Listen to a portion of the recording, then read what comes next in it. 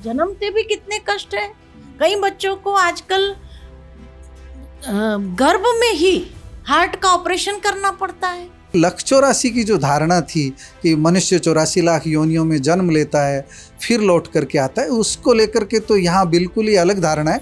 उसके बारे में आप थोड़ा बताएं। जो और जो बीज को एक बार भगवान ने मनुष्य योनि में रोपित कर दिया, फिर वो जानवर कैसे बनेगा? जिसको भी आज पूर्व जन्म याद आया है, किसी ने आज तक ये नहीं बताया कि मैं बैल था न घोड़ा था न ये था और वहां से मानव बना। श्रीमद् भगवत गीता के दूसरे अध्याय में भगवान वाच है कि आत्मा अजर अमर अविनाशी है। आत्मा विलीन नहीं होती, आत्मा शाश्वत है, उसका जो अस्तित्व है वो भी शाश्वत है। जब मनुष्य को मंत्र दिया जाता है तो ओम नमः शिवाय का मंत्र दिया जाता है। उसको कोई ने आज तक ओम नमः शंकराय जपा है? भारत में शिव जयंती मनाई जाती है, शिवरात्रि मनाई जाती है, महाशिवरात्रि का त्योहार है, महाशंकर रात्रि का त्योहार तो नहीं कहते हैं।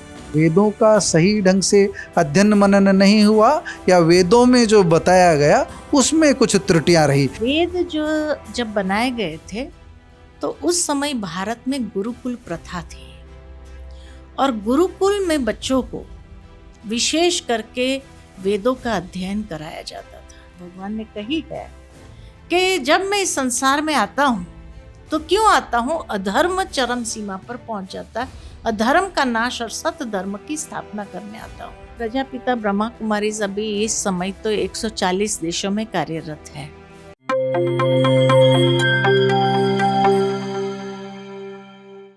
प्यारे दोस्तों, सादर अभिवादन। मैं हूं महेश कुमार वैद्य और आप देख रहे हैं एनजेपी हरियाणा। आज हमारे साथ साक्षात्कार की कड़ी में खास मेहमान है उषा दीदी। तो दीदी उषा का परिचय हम किस रूप में दें? स्पिरिचुअल गुरु कहें, स्पिरिचुअल टीचर कहें, क्योंकि आमतौर पर हम जो है परिचय करवाते रहे हैं आपका अब तक नेताओं का, तो पॉलिटिकल लीडर ये है नहीं। और स्पिरिचुअल लीडर मैं इन्हें इसलिए नहीं कह रहा कि लीडर से ज़्यादा बड़ा शब्द मुझे लगता है इनको हम स्पिरिचुअल टीचर कहें, वो ज़्यादा उपयुक्त शब्द रहेगा। एक खास बात हम अपनी ओर से ऐड कर रहे हैं। आज 26 अगस्त है, लेकिन हम चाहते हैं कि स्पिरिचुअल टीचर की बात टीचर्स डे पर 5 सितंबर को लोगों के बीच पहुंचे। इसीलिए हम शिक्षक दिवस पर दीदी का यह विशेष साक्षात्कार आपके लिए लेकर आए हैं। हम प्रजापिता ब्रह्मा कुमारी ईश्वरी विश्वविद्यालय की कुछ झलक भी इस साक्षात्कार के बीच आपको दिखाते रहेंगे। और दीदी के मुंह से निकली हुई जो एक एक शब्द हैं वह प्रजापिता ब्रह्मा कुमारी ईश्वरीय विश्वविद्यालय की ओर से जो बोलेंगी वो विश्वविद्यालय की ओर से बोलेंगे, और विश्वविद्यालय की ओर से इनको हम कह सकते हैं इंटरनेशनल स्पोक्स पर्सन के रूप में इनकी बात होगी। तो सबसे पहले, आज का ज़माना ब्रेकिंग न्यूज़ का चलता है दीदी। मैं ब्रेकिंग न्यूज़ इस विषय में नहीं दे सकता, विश्वविद्यालय की कोई ब्रेकिंग न्यूज़, क्योंकि ये बहुत शांति के साथ में मनन करने का, अध्ययन करने का विषय है। आपने मुझे समय दिया, एनजेपी हरियाणा को समय दिया, इसके लिए सबसे पहले तो आपका धन्यवाद दीदी। जी, थैंक यू, बहुत बहुत बहुत बहुत धन्यवाद। आप बाबा के घर में पधारे हैं, मोस्ट वेलकम। और सभी दर्शक भाई बहनों को भी बहुत बहुत हार्दिक अभिवादन। मेरा तो ये यहाँ आकर के तो 3-4 दिन जब हम बैठे हैं आप लोगों के बीच में रहे हैं, तो बहुत जो पुरानी धारणाएं थी, हम गाते रहे, गुनगुनाते रहे हैं, 1,84,000 खत्म हुई ना, बीत कल्प युग 4 गए, लेकिन यहाँ तो 1,84,000 खत्म कर दी गई। तो बहुत सारे मिथ है। हम सबसे पहले शुरुआत वहीं से करते हैं, क्योंकि मैं जब ORC में पहुँचा तो इसी विषय पर वहाँ पर बातें हुई। तो ये 1,84,000 की जो धारणा थी कि मनुष्य 84 लाख योनियों में जन्म लेता है फिर लौट करके आता है, उसको लेकर के तो यहाँ बिल्कुल ही अलग धारणा है। उसके बारे में आप थोड़ा बताएं। जो कर्म ये हो जाते हैं, भस्म हो जाते हैं, खत्म हो जाते हैं कार्मिक अकाउंट, तब जाकर के उसको मानव योनि प्राप्त होती है। अब पहली बात तो हम ये सोचे कि जो अलग अलग योनियां हैं उसको हम भोगना की योनि क्यों समझे? आज पक्षी है, मस्त गगन में उड़ रहे हैं, कौन सी भोगना भोग रहे हैं? भोगना तो मनुष्य भोग रहा है। बहुत सही बात है। आए दिन सुबह उठते ही टेंशन हो जाता है। मानसिक भोगना कितनी है, शारीरिक भोगना, हॉस्पिटलों में चले जाओ कितनी भोगना भोगते। पक्षियों को कौन सी भोगना है? तो सबसे पहले तो ये जो मिथ है हमारे मन में कि पशु पक्षी योनि भोगना की योनि है, भोगना की योनि नहीं है। भोगना की योनि तो मानव योनि ही है। मनुष्य के अपने हर कर्म का फल मानव योनि में ही रह करके भोगना पड़ता है। दूसरी बात कि अगर हम सारी योनियों में फल भोगने के बाद जब मानव बने लास्ट में, जिसको अमूल्य कहा गया, इसलिए मानव जन्म अमूल्य जन्म माना गया, तो अगर सारे कर्मों का हिसाब चुकतू करके जब मानव बने, फिर तो कोई कर्म का हिसाब रहना ही नहीं चाहिए। तो जन्मते ही बच्चे जो लूले, लंगड़े, बहरे, अंधे, मेंटली रिटार्डेड जो पैदा होते हैं, तो जन्मते कौन से कर्म किए और ये किस कर्म का फल है? फिर अगर पिछले जन्मों का कहे तो भोग के आया ना, अब कौन सा कर्म रह गया? मानव बनने के बाद तो परफेक्ट होना चाहिए, तो परफेक्ट कहाँ है? आज बहुत सारी कष्ट हैं उसमें। कष्ट है, जन्मते भी कितने कष्ट है।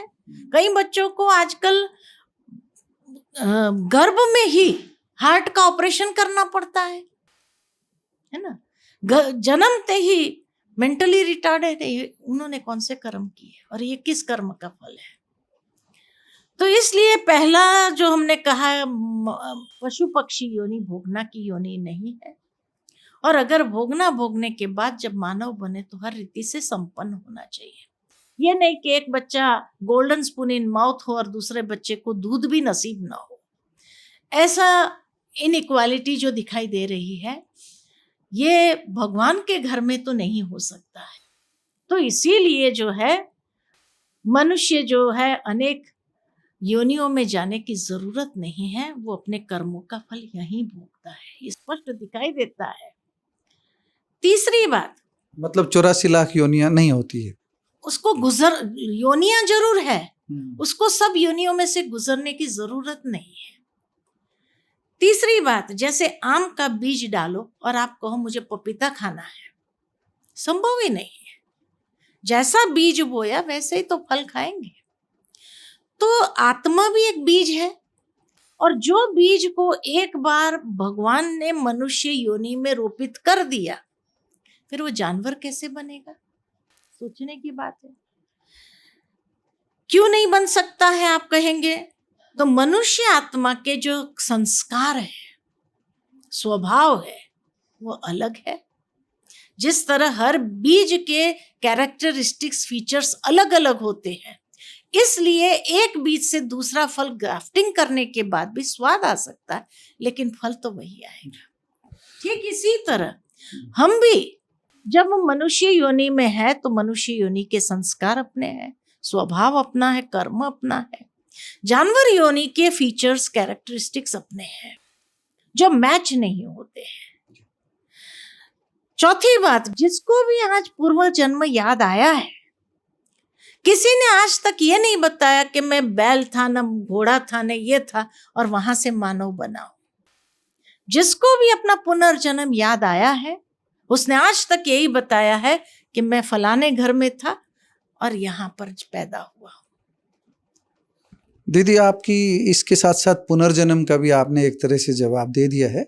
पुनर्जन्म की धारणा हम स्वीकार करते हैं, और पुनर्जन्म की धारणा इस आधार पर स्वीकार करते हैं कि मनुष्य का बच्चा मनुष्य ही बनेगा और जो भी कुछ भोगना है मनुष्य योनि में रह करके भोगना है।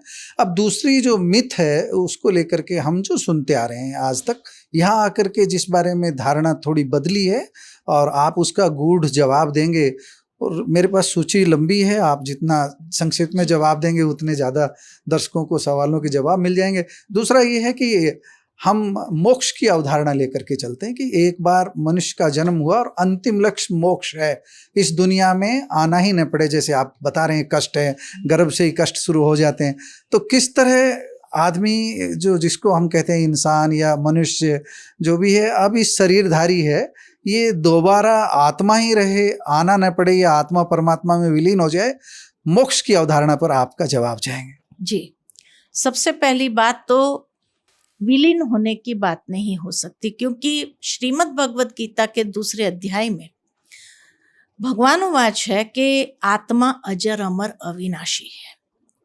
अजर माना जर्जर भी नहीं होती है, अमर माना मरती भी नहीं है, और अविनाशी जिसके अस्तित्व का विनाश नहीं हो सकता है। अगर विलीन हो गए तो उसका अस्तित्व समाप्त हो गया।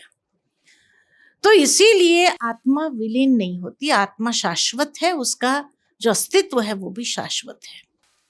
दूसरी बात जो कही मोक्ष की, मोक्ष जिसको चाहिए मिल सकता है, लेकिन क्या मानव को मोक्ष चाहिए? चाहिए ही नहीं।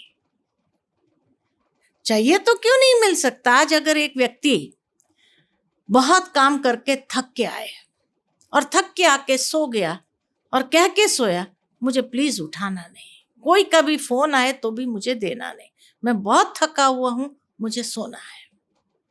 सो गया 8 घंटा, 10 घंटा, 12 घंटा, क्या उसके बाद उठेगा ही नहीं? उठेगा। हाँ, अगर उसको कहा जाए भाई तुमको तो सोना ही था, सोए रहो, सोए रहो, अरे भाई वो तो थका हुआ था तब कहा था ना, अब फ्रेश हो गए, अब क्यों सोऊंगा, अभी तो फिर कर्म में लग। तो मनुष्य का निजी संस्कार कर्मों में आना है।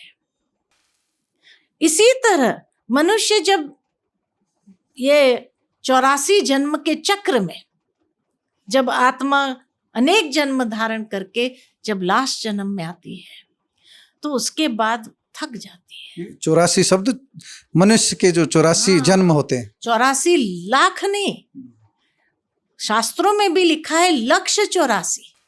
लक्ष्य 84 मतलब लक्ष्य माना ध्यान देना, कि तुम अपने 84 जन्म में जैसे कर्म करोगे उस पर ध्यान दो। हाँ, लक्ष्य 84 जन्म है ना। तो इसीलिए जो है मनुष्य मोक्ष चाहता ही नहीं है। खुद भी जब लास्ट जन्म में आता है, थक जाता है, तो कहता है मुझे सो जाना है। अभी मतलब मोक्ष में अंततः उसको कर्म के लिए आना ही पड़ेगा, उठना पड़ेगा नींद से। हाँ, तो इसीलिए जो है लास्ट जन्म के बाद वो सोचता भी तो सो जाऊंगा, अभी आना ही नहीं है, मुझे मोक्ष में चला जाना है। दीदी, तीसरा सवाल शंकर और शिव, इसको लेकर के जो मेरी जिज्ञासा जागी, मैं वो सवाल कर रहा हूँ, फिर और विषयों पर आएंगे। आध्यात्म गहरा विषय है। तीसरा विषय, शंकर भगवान का जो चित्र हम मानते रहे हैं, जटा से गंगा निकल रही है, और दूसरी तरफ जो शिवलिंग का चित्र बना हुआ है, शिव का प्रतीक जो मानते हैं, दोनों को बिल्कुल अलग अलग बता करके समझाया गया है। आप संक्षिप्त में बताने का कष्ट करेंगे। देखो, नाम ही अलग है शिव और शंकर, स्वरूप अलग है दोनों का। एक निराकार ज्योतिर्लिंगम है, एक आकारी देव पुरुष है। कर्तव्य अलग है, शिव को कहा सदा कल्याण करने वाले भोलेनाथ, शंकर के लिए कहा तीसरा नेत्र खुलता है तो महाविनाश होता है। नाम अलग, स्वरूप अलग, कर्तव्य अलग, तो ये कैसे हो सका? जब मनुष्य को मंत्र दिया जाता है तो ओम नमः शिवाय का मंत्र दिया जाता है, उसको कोई ने आज तक ओम नमः शंकराय जपा है? भारत में शिव जयंती मनाई जाती है, शिवरात्रि मनाई जाती है, महाशिवरात्रि का त्योहार आया, महाशंकर रात्रि का त्योहार तो नहीं कहते हैं, है ना। देव देव महादेव कहा, ब्रह्मा देवाय नमः, विष्णु देवाय नमः, शंकर देवाय नमः, फिर शिव परमात्माय नमः। तो एक देव है, एक परमात्मा, खुद मनुष्य ही कहते हैं। यही अंतर है। जो अभी हम विवेकानंद जी का जिक्र आया, मोहन भागवत के संदर्भ में आप बात कर रहे थे, और मैं उस विषय में पहले ही भाई साहब से बता रहा था कि मुझे एक सवाल करना था। जो हम वेदों को देखते हैं, महर्षि दयानंद को पढ़ते हैं, स्वामी विवेकानंद को पढ़ते हैं, तो वेद एक तरफ आ गए, वेदों की जो धारणा है, वेदों की जो शिक्षा पद्धति है, वेदों का जो ज्ञान है, वह कर्मकांड के विरोध में खड़ा है। वह नहीं कहता कि मंदिर जाइए, वह कर्मकांड के किसी भी पक्ष में नहीं है। अब दो चीजें हो रही है, वेद तो मुझे लगता नहीं घरों में पाएंगे, किसी के पास दुर्लभ है, हजारों में से एक घर में पाएंगे। मंदिरों की संख्या बढ़ रही है, तो वेदों ने जो सिखाया वो वेद तो कर्मकांड के बिल्कुल विरोध में है। वेद तो सिर्फ हवन यज्ञ, बाकी किसी मूर्ति पूजा के, इनके किसी के पक्ष में नहीं।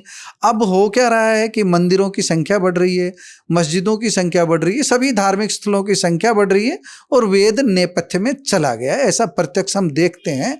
क्या कहेंगे, वेदों का सही ढंग से अध्ययन मनन नहीं हुआ या वेदों में जो बताया गया उसमें कुछ त्रुटियां रही? मैं बड़ी बात अपने मुंह से क्या कहूँ, मैं वेदों पर त्रुटि की बात कहूँ ये मेरे मुख से भी शोभा नहीं देता, लेकिन कहीं ना कहीं मैं जो वेदों के जो थोड़े बहुत हमने पढ़े हैं उनमें ये है कि वेद कर्मकांड के विरोध में है। वेद नहीं कहते कि मंदिर जाना है, किसी दूसरे धार्मिक स्थल में जाना है। वेद तो प्रकृति की पूजा और ओम का शायद यही है, और ज़्यादा अच्छे से आप बताएंगे इस विषय में। तो ऐसा है कि वेदों के लिए कहा गया कि भगवत गीता जो है वेदों का सार है।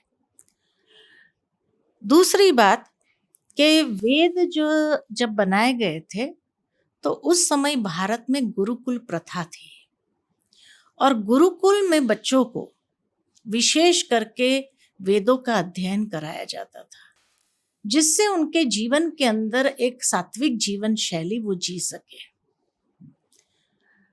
लेकिन बाद में जैसे अंग्रेजों का राज्य आया या मुगलों का राज्य आया, तो उस समय उन्होंने गुरुकुल की प्रथा को ही उखाड़ दिया और वेस्टर्न जो एजुकेशन सिस्टम है उसको इंट्रोड्यूस किया, और लोगों को कहा, क्योंकि हमारी जड़ें जो थी उस जड़ों से हमें अलग किया गया।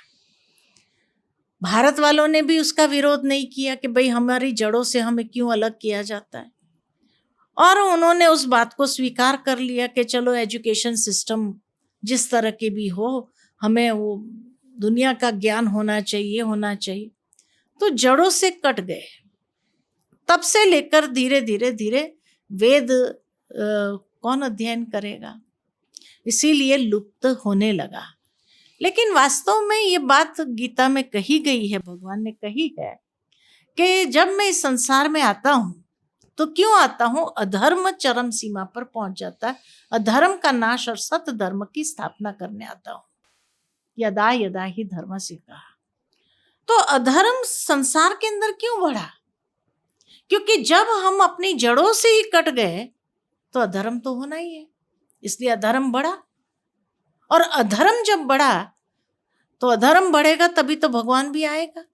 और इसीलिए ये जो संकेत दिया गया है कि ज्ञान प्रायलोप हो जाएगा और फिर आकर के मैं सत्य धर्म की स्थापना करूंगा, ये भगवान का वायदा है। वायदा निभाने के लिए जरूर आएंगे। तो अधर्म बढ़ेगा तब तो वो भी आएगा, तो उनका इंतजार करते हैं। तो ये तो एक प्रकार से नहीं, ये एक प्रकार से ये बेहद के जो ड्रामा की स्टोरी है उसी प्रकार से लिखी हुई है। दो छोटे छोटे सवाल और फिर हम समापन की ओर बढ़ेंगे। एक दीदी, जो पूरा अभी ब्रह्मा कुमारी ईश्वरीय विश्वविद्यालय का है, उसकी भविष्य की क्या कार्य योजना है? वो वर्तमान में हम कहाँ खड़े हैं, कितनी यूनिट्स हमारी है और आगे की क्या कार्य योजना है? ऐसा है, प्रजापिता ब्रह्मा कुमारी अभी इस समय तो 140 देशों में कार्यरत है, और जो है दिनों दिन जैसे इसकी फलना फूलना बढ़ता जा रहा है, चारों ओर जैसे फलीभूत हो रहा है। भारत के अंदर भी करीबन 8000 सेवा केंद्र हमारे हैं, जो तहसील तक तो सभी पहुंच ही गए हैं, और बाकी जो गांव-गांव में ये तहसील तक जो हमारे सेंटर्स पहुंचे हैं, तो गांव-गांव में भी जाकर के सेवा करते हैं। लोगों के अंदर आध्यात्मिक जागृति लाने का कार्य कर रहे हैं, और उसके लिए जैसे हमारी 20 प्रभाग बने हुए हैं, वो 20 प्रभाग कैसे व्यक्ति अपने क्षेत्र में रह करके भी आध्यात्मिकता का समावेश अपने जीवन में कर सकता है, उसके ऊपर विशेष रिसर्च किया गया है, और हर कोई उसको प्रैक्टिकल ला भी रहे हैं अपने जीवन के अंदर। तो यही आगे की कार्य योजना है कि किस तरह से आध्यात्मिकता का संपूर्ण समावेश हर क्षेत्र के अंदर किया है। उषा दीदी, एक बात और पूछनी है आपसे। क्राउड मैनेजमेंट को लेकर के हमने पूरा दौरा आज हमारे साथी करा रहे हैं, पुष्पेंद्र जी हमको, तो हम आपका जो यौगिक खेती का भी देखने जाएंगे, और क्राउड मैनेजमेंट को देखा है मैंने, एक बहुत बड़ी विशाल किचन के बारे में जो जानकारी दी गई है, कैसे सब करते हैं क्राउड मैनेजमेंट? जो ऐसा है कि जब हमारा क्लास होता है लास्ट में ही अनाउंस किया जाता है, और सभी डिसिप्लिन में चलते ही है, ऐसे नहीं कि यहाँ डिसिप्लिन में नहीं चलते हैं। मेडिटेशन करते हैं, आध्यात्मिकता को जीवन में लेकर चलते हैं, तो डिसिप्लिन तो चलते ही है। और इसलिए उसी समय अनाउंसमेंट कर दिया जाता है कि भाई अभी भोजन पर, क्योंकि इतने लोगों की बैठने की व्यवस्था है, तो पहले या भाई जाएंगे या बहनें जाएंगी। इस तरह से सारा अरेंजमेंट पहले से ही अनाउंस कर दिया जाता है, तो लोग उसी अनुसार चलते हैं। बहुत साफ सुथरा रहता है। आपका बहुत बहुत धन्यवाद। प्रजापिता ब्रह्मा कुमारी ईश्वरी विश्वविद्यालय परिसर में हमने देखा है बहुत स्वच्छता का माहौल है, एक विशाल किचन, इस पर भी अलग से आपको स्टोरी बताएंगे। आपका धन्यवाद। और हमारे साथ जो भूमिका निभाई, क्योंकि हम रेवाड़ी से किसी को साथ लेके नहीं चले, हम तो अकेले आ गए, तो यहाँ पर हमको पत्रकार साथी भी मिल गए, पुष्पेंद्र जी मिल गए। आपका भी धन्यवाद पुष्पेंद्र जी।